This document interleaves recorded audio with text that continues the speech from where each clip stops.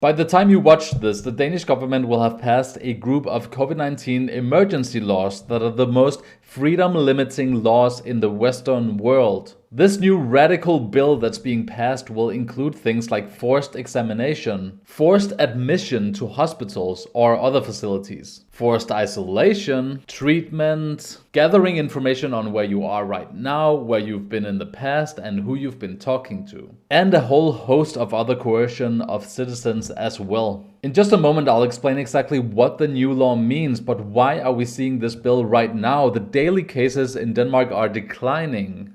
Well, last year, Denmark passed an emergency law that expires in just a few days, so that one is being replaced by this one. The previous one was controversial, but this one is downright dangerous because unlike the last one, this one doesn't have any expiration date. It just kind of goes on and on and on. So because the Danish people were, well, disturbed when they learned about this new bill, the politicians promised us not to force vaccinate anyone. Don't worry guys, you're fine. We promised not to put forced vaccinations into the bill. But in the bill, they did leave the rights to force treat people, which kind of makes you wonder what else they're talking about if not vaccination. So initially, several politicians were speaking out against this bill because it's pretty outrageous, but now they all seem to have climbed on board and will be signing the bill by the time you watch this. All political parties in Denmark except for 2 will be signing this bill. That's 12 for and 2 against. So outside of the way that the Danish government can now force and coerce its citizens to do things, they have also been granted the right to track you and store your information. And if they can't find out where you've been or who you've talked to,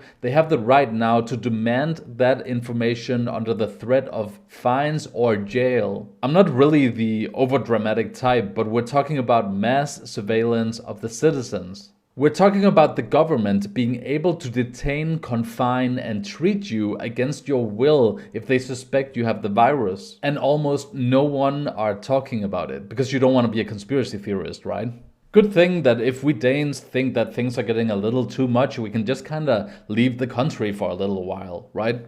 Oh, what's that? You need a government-issued COVID passport to leave the country? The crazy thing is that I'm not even like anti-government and most Danes aren't. Like historically, we've had good reasons to trust, to a decent extent, trust our governments. But this is getting a little crazy, guys. Most of the articles I could find on this issue is in Danish, obviously, so I won't be able to show you guys on screen, but I'll link in the description down below so you can find the articles and see that I'm not making all of this stuff up.